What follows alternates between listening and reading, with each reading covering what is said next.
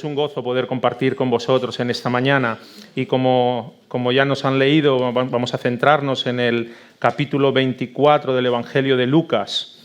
Y en el capítulo 24 de Lucas encontramos 3 apariciones de Jesucristo resucitado.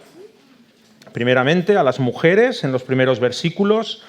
En aquella mañana, antes de que saliera el sol, ya estaban las mujeres para asistir, el cuerpo, lo que ellas esperaban que sería el cuerpo del Maestro, pero ellas encuentran un sepulcro vacío, ellas encuentran unos ángeles que les dan la gran noticia de que Cristo ha resucitado, y en el Evangelio de Mateo se nos narra cómo ellas tienen ese encuentro especial con Jesús en esa mañana. Después tenemos, como bien nos han leído, los versículos del 13 al 35, una aparición especial, extraña, que vamos a desarrollar en esta mañana. Jesús se aparece a 2 de sus discípulos que iban camino del pueblo de Emaús. Y finalmente todos los discípulos juntos con los apóstoles, había un buen grupo, estaban reunidos en Jerusalén por la noche de ese mismo domingo y Jesús se aparece a ellos. Sabemos que hay grandes diferencias entre estas 3 apariciones, pero cuando leemos estos pasajes en los evangelios, es habitual que nos venga una pregunta a la mente. Yo me la hacía mucho de joven. ¿Por qué? ¿Por qué Cristo se aparece resucitado? Él ya lo había dicho, que le era necesario padecer mucho y morir y resucitar y sentarse a la diestra del Padre. Pero ¿por qué Jesús se aparece públicamente? ¿Por qué Él se muestra? ¿No era suficiente anunciar que había resucitado? ¿No era suficiente el mensaje de los ángeles? El cuerpo del Maestro ya no está en la tumba. Eso era lo importante. ¿Por qué? Pues porque el propósito de Dios era mostrar a Cristo Jesús resucitado. Y la Biblia nos muestra varios de los propósitos o intenciones de Dios, que Dios quería transmitir. Antes lo han anunciado. En un mes que tenemos las Olimpiadas Evangélicas. Los niños están esperando, entrenando, supongo que todos. ¿Y qué sucederá cuando ganéis vuestras medallas tan esperadas? Todos están con el objetivo, sí, está muy bien participar, pero eso que dicen que lo importante es participar y ganar una medalla, si es posible, ¿verdad? Y ellos están pensando en esa medalla, en esas ganas de vencer y tener esa medalla. ¿Y qué vais a hacer cuando ganéis la medalla? ¿Os la guardaréis en el bolsillo y no se la enseñaréis a nadie? Seguro. ¿Haréis eso? ¿Jóvenes? No. Os haréis una foto y la subiréis a Instagram enseguida. Pero vamos, en 0, como decís vosotros. No es suficiente con que papá y mamá llamen a la familia, a los tíos, a los abuelos y digan, que hemos ganado una medalla. ¿Será suficiente? No, tampoco. El domingo seguramente la querréis traer y vienen todos los niños con su medalla colgada, y su diploma, y hemos vencido, hemos ganado. Pues de forma similar hay un propósito por parte de Dios y de nuestro Señor Jesucristo, es yo he vencido. Y lo voy a mostrar. Y lo voy a enseñar públicamente. Y hay 3 mensajes básicos o principales que Dios quiere transmitir, presentando a Cristo Jesús resucitado. El primero es un mensaje de paz. Jesús se presenta y en el versículo 36, cuando Jesús se aparece aquí a los discípulos en la noche, les dice, paz a vosotros, shalom. Pero Jesús no solamente está dando un saludo típico del pueblo judío, sino que el Señor Jesús nos habla de una paz en mayúsculas.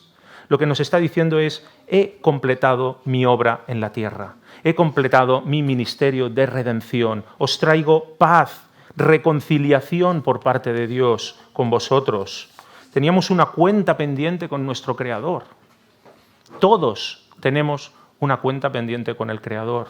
Por culpa de nuestras ofensas, por culpa de nuestro pecado, le hemos ofendido. Y Cristo Jesús nos dice, yo he pagado todo eso en la cruz y traigo un mensaje de paz para todo aquel que quiera recibirlo.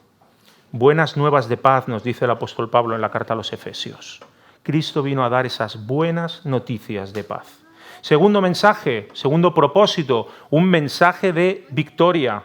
Jesús se presenta resucitado porque significa que ha vencido a la muerte, ha vencido al sepulcro, ha vencido al pecado. Acompañadme en dos lecturas. Nos escribe el evangelista Juan, capítulo 16, Juan 16, 33.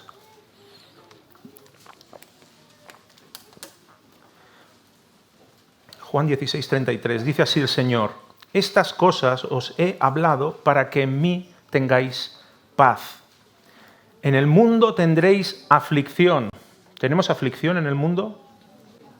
Sí, mucha.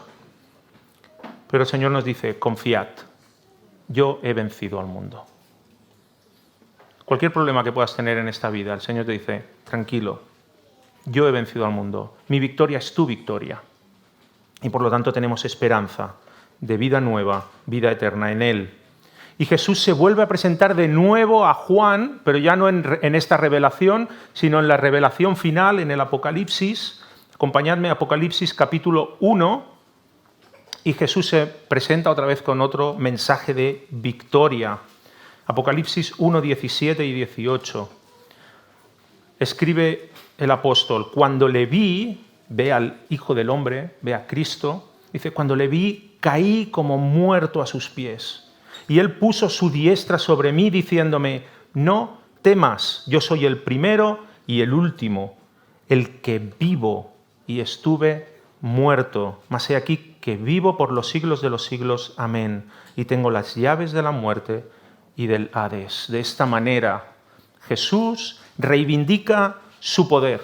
Jesús reivindica su posición. Estuve muerto y ahora vivo. Tengo victoria sobre la muerte, sobre el Hades. Y el tercer mensaje, propósito de Dios, es transmitirnos un mensaje de aprobación. Dios Padre resucita al Señor Jesucristo de entre los muertos por una vida perfecta y sin pecado. Da su aprobación a ese ministerio de redención. Y así lo expresa el apóstol Pedro en su discurso en Pentecostés, capítulo 2 del libro de Hechos. Así, por lo tanto, entendemos que era muy importante el hecho de que Jesús apareciera resucitado. Jesús está mostrando esa medalla que ha ganado. Soy victorioso, tengo un mensaje de paz, tengo aprobación de mi Padre. Y estaba buscando un paralelismo bíblico en el Antiguo Testamento y me vino a la mente enseguida el rey David. Cuando vence a Goliat, ¿qué hace David? Lo abate con su honda y la piedra y lo deja en el suelo y dice: ya está, ya lo he ganado. Ya lo he vencido. ¿Hace eso? No. Si leéis la historia, es interesante. Coge la espada de Goliat, le corta la cabeza y dice: a que ya no hay dudas, a que he vencido. Y lo muestra públicamente. Y eso es lo que hace Cristo Jesús con la muerte y con el pecado. Dice: he vencido. Y lo voy a mostrar públicamente. Así que hoy vamos a reflexionar sobre estas apariciones de Jesús, esta en concreto a los caminantes de Emaús. Pero aquí encontramos algo diferente, algo extraño. No es una aparición con un mensaje de paz, tampoco es una aparición donde Jesús muestra su victoria abiertamente, como hemos leído con las mujeres, cuando Jesús se presenta a ellas. Es como si Jesús les estuviera diciendo a estos dos discípulos: ¿qué hacéis aquí? Es un mensaje de corrección, de confrontación. ¿Qué estáis haciendo? ¿Por qué estáis en Emaús? ¿Por qué vais a Emaús? Este no es el lugar que os corresponde ahora. El pueblo de Emaús estaba a unos 12 kilómetros de Jerusalén. Y los que tenéis costumbre de caminar por aquí por Barcelona o en vuestras poblaciones, más o menos para que os hagáis una idea, es como recorrer toda la diagonal de Barcelona. He tenido que buscar, porque yo tenía un paralelismo en Manresa, pero nadie conoce Manresa. Así que la diagonal de Barcelona hace unos 11 kilómetros de punta a punta, pues un poquito más. Ese es el trayecto que estaban haciendo estos dos discípulos. Unas 2 horas y media de camino a un paso normal. Y aquellos hombres están hablando, tristes, desencantados, desmotivados. La tristeza debía ser evidente en su tono de voz. ¿Y de qué hablaban? ¿De qué iban a hablar? De la gran noticia. La noticia del momento que sale en primera página de todos los diarios y en todas las radios de Jerusalén, si las hubiera en ese momento. Pero era la noticia del momento. Nuestro maestro ya no está. Y esto se ve evidente cuando Jesús se acerca a ellos, empieza a caminar con ellos, y Jesús es que era tan sabio. Y entonces les provoca a estos discípulos: ¿de qué habláis? ¿Por qué estáis tan tristes? ¿De qué estáis charlando? Estos dos hombres se sorprenden. ¿Eres tú el único forastero en Jerusalén que no sabe lo que ha pasado estos días? ¿De dónde has aterrizado? ¿De dónde vienes? ¿Cómo que no sabes? ¿De qué iban a hablar si no? ¿Y nosotros, de qué hubiésemos respondido? ¿Qué es lo que preocupa a nuestro corazón, lo que llena nuestra mente? ¿Cuál ha sido el último fichaje del Barça? ¿Te has enterado que Piqué y Shakira se han separado? ¿Has visto cómo se ha puesto el precio de la luz? No hay manera. ¿Y el gas? ¿Y la guerra en Ucrania? Lamentablemente aún es tema de conversación. ¿De qué estaríamos hablando? ¿Qué inquieta nuestro corazón? ¿Qué llena nuestra mente? Pero dejadme que os diga, hermanos, que no podemos engañarnos. La muerte y resurrección de Cristo es y será el evento más maravilloso y más importante de la historia de la humanidad. Pero lamentablemente ha dejado de ser tema de conversación. Y no solo ha dejado de ser tema de conversación, sino tema de admiración, que es peor. Ya no cautiva nuestra atención. Aquellos hombres caminaban tristes, desencantados. Y el hecho de que no se han quedado con los discípulos en aquel día es una prueba evidente. Ya no tienen esperanza. Y Jesús se acerca a ellos, camina con ellos, los escucha en sus conversaciones. Pero nos dice el pasaje en los versículos 15 y 16 que mientras Jesús estaba con ellos, ellos no le reconocieron. Dice que sus ojos estaban velados para no reconocerlo. No os penséis que era como Superman, que seguro que habéis visto las películas, que va Clark Kent con sus gafas de periodista y cuando se las quita, ¡oh! Es Superman. No se trata de eso. Jesús no iba disfrazado, no se tapaba con su capa, nada de todo eso. Entendemos que es una intervención divina, especial, que veló los ojos y el entendimiento de estos discípulos para que no reconociesen a Jesús en ese momento. Podemos entender que es una expresión física de una realidad espiritual. En su corazón, ellos aún no habían conocido al Mesías que anunciaban los profetas. Ellos habían oído a Jesús hablar, eran sus discípulos, pero no reconocían al Mesías esperado en esa persona, Jesús de Nazaret. Su corazón estaba velado y por eso Dios veló sus ojos en ese momento. Estos hombres explican a Jesús: bueno, mira, forastero, como parece que no te has enterado de lo que ha sucedido en Jerusalén, nosotros te lo explicamos. Pero en su explicación se nota esa frustración, esa tristeza, ese desencanto. En los versículos 19 al 21, fijémonos cómo hablan estos hombres. Versículo 19. Fue varón. Jesús Nazareno fue varón profeta. Fue. Ya no lo es.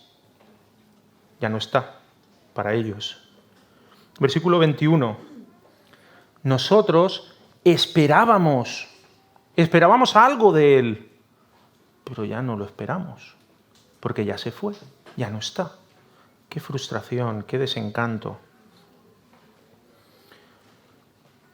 Y en los versículos 22 al 24 nos dice que hay una pequeña lucecita de esperanza.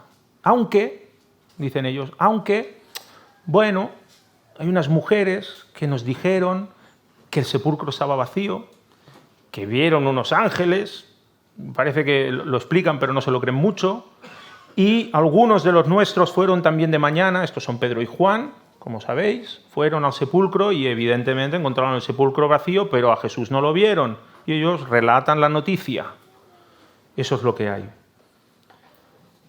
Pero aún habiendo recibido ese testimonio de las mujeres, habiendo recibido el testimonio de Pedro y de Juan, que el sepulcro está vacío, en vez de decir, bueno, vamos a esperar, vamos a aclarar las cosas, a ver qué está pasando aquí, ellos, nos vamos a Emaús, nos vamos a nuestras cosas, nos vamos a nuestra rutina.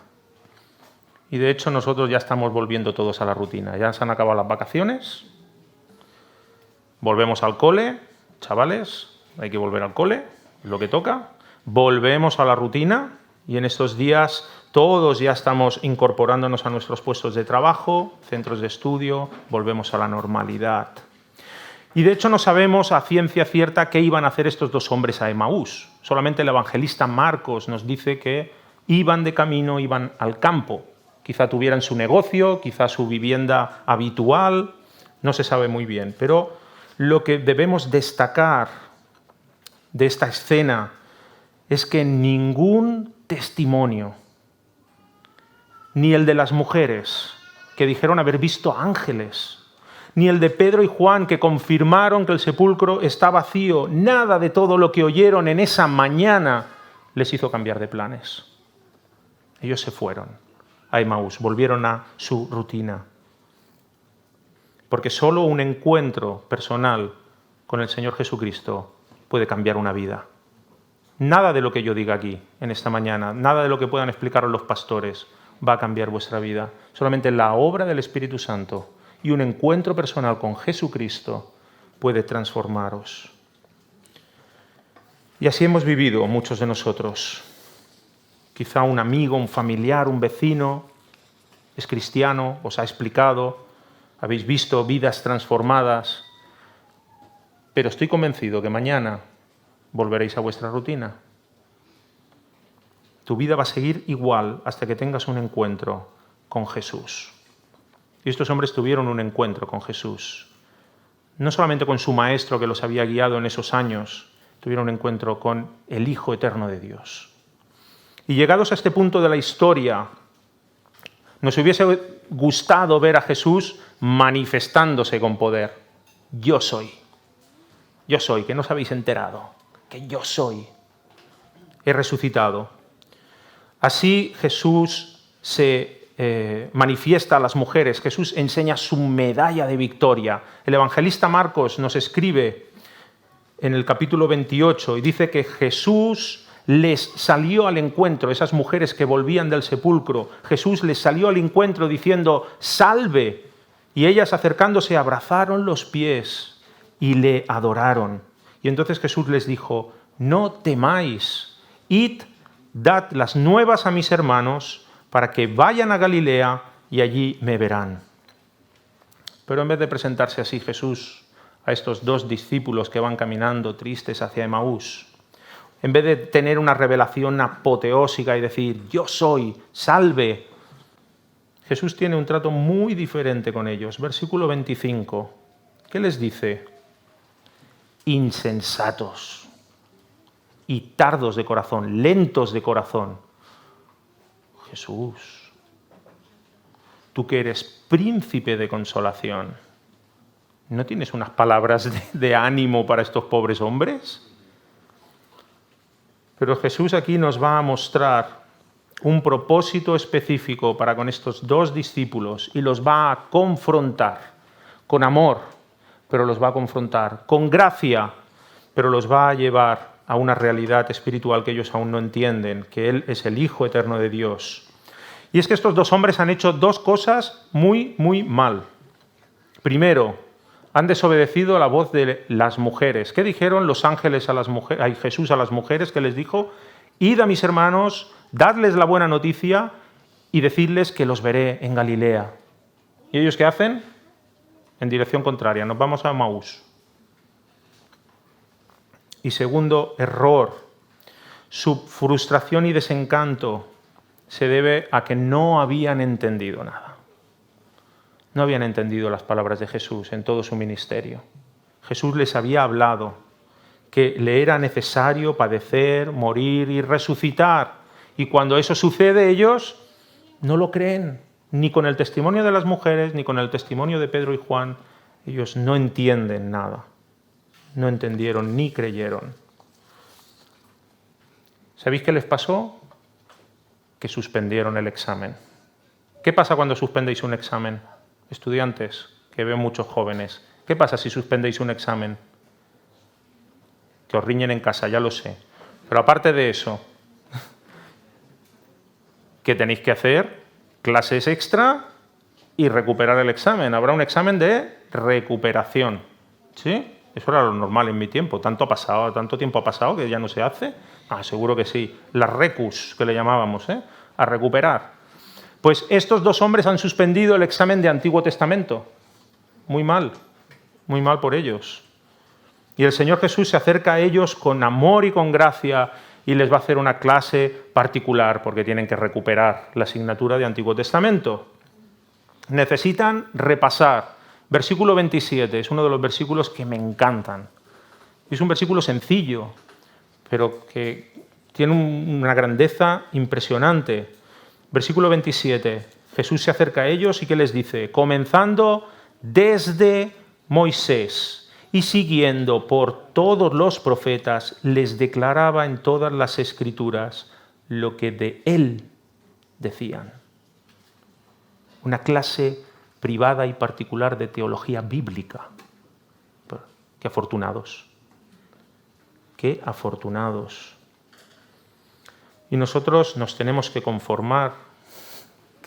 No queda muy mal eso, Pero nosotros nos gozamos, pero nos tenemos que conformar con las clases de Paul Washer o de Sproul o de Sugel o tantos y tantos teólogos, ministros que por la gracia del Señor nos enseñan, y gloria a Dios por ello. Pero nada es comparable a escuchar una clase de teología bíblica por la boca del Señor Jesús. Impresionante. Debió ser impresionante. Y dice que el Señor Jesús, no sabemos el tiempo que caminaron juntos, 1 hora y media, 2 horas. Dice que por toda la Escritura, ley y profetas, les explicó lo que hablaban de Él, apuntaba al Mesías. Toda la revelación de Dios habla de Cristo y conduce a Cristo. Así que Jesús empieza a hablar desde Moisés, el Cordero de la Pascua, la ley, la serpiente de bronce, la roca en el desierto, el maná, el tabernáculo, las ofrendas de paz, todo. Y todo eso lo que decían de Él, lo que decían de Cristo. Seguramente recordando también algunos de los salmos, como el Salmo 22, que nos habla de la necesidad del padecimiento del Mesías y que Jesús mismo citó en la cruz. Elí, Elí, lama sabactani.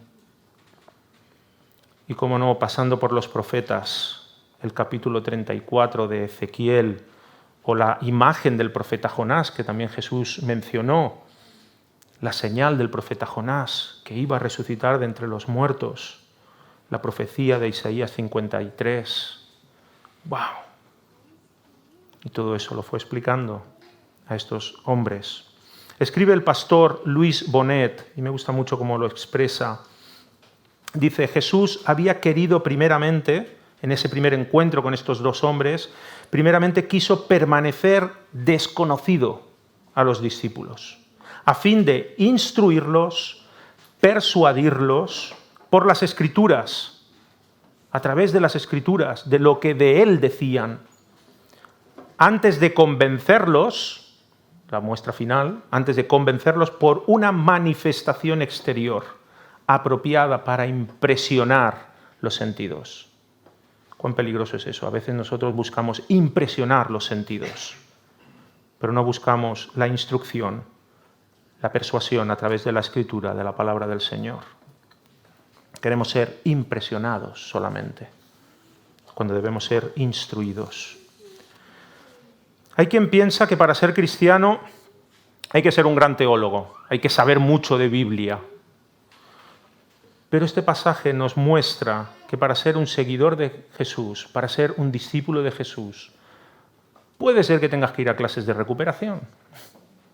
Puede ser. Y el Señor, con su amor y con su gracia, nos va a instruir, nos va a corregir, nos va a guiar.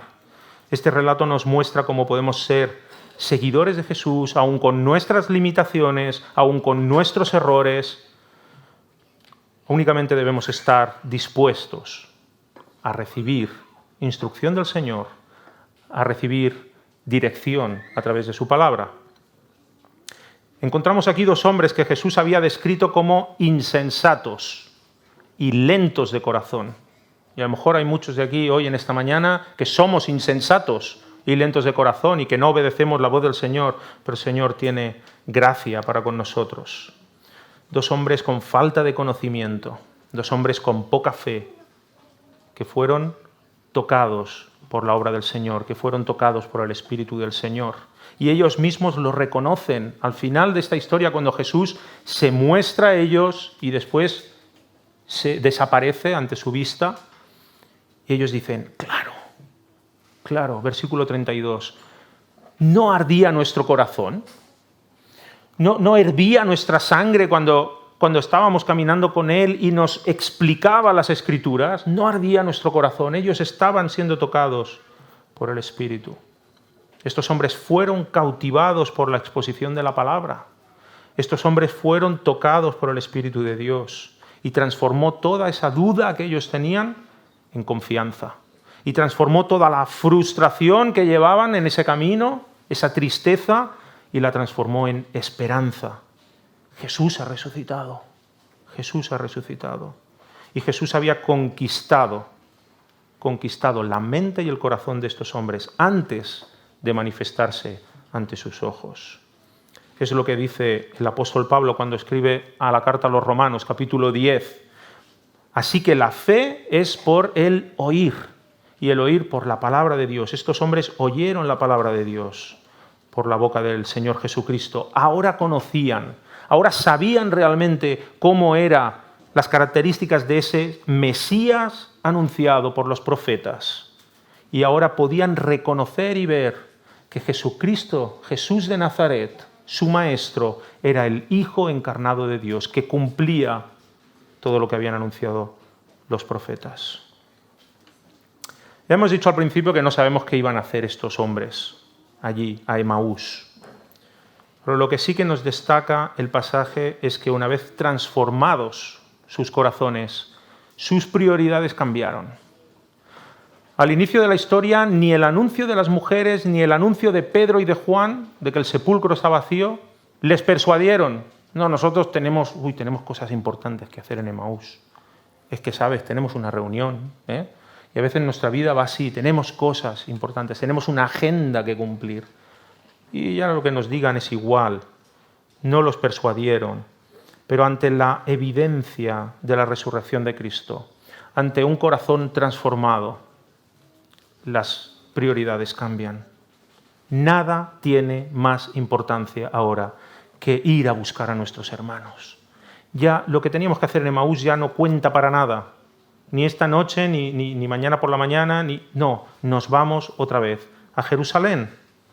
Versículos 29 y 30, dice que era tarde, ya habían cenado o estaban cenando, seguramente el sol se había ocultado, pero nos dice el texto que en ese mismo momento, no vamos a esperar a mañana, no es que nos vayamos a levantar temprano, no, nos vamos ahora, nos levantamos de la mesa y nos vamos a Jerusalén otra vez. Y si antes habían estado 2 horas y media para ir de Jerusalén a Emaús, no creo que tardaran tanto. Seguramente el paso fue más ligero. Con alegría, habían venido tristes, lentos, desencantados, y fueron con gozo, con alegría, con prisa, porque querían encontrarse a sus hermanos. Y así los encuentran los 11 reunidos con otros discípulos. Y están compartiendo todos los discípulos allí que el Señor se ha aparecido a Pedro. Nos dice que ellos también explicaron lo que les había sucedido en el camino, pudieron compartir. ¡Ay! Lo que se hubiesen perdido si Cristo Jesús no va en su rescate. Si Jesús se hubiese ido directamente a Jerusalén a encontrarse con los discípulos que estaban reunidos y estos 2 caminantes de Emaús se hubiesen perdido, hubiesen seguido desencantados y tristes. Pero el Señor tiene gracia, amor y misericordia. Y el Señor Jesús fue al rescate de esas 2 ovejas que iban en camino equivocado.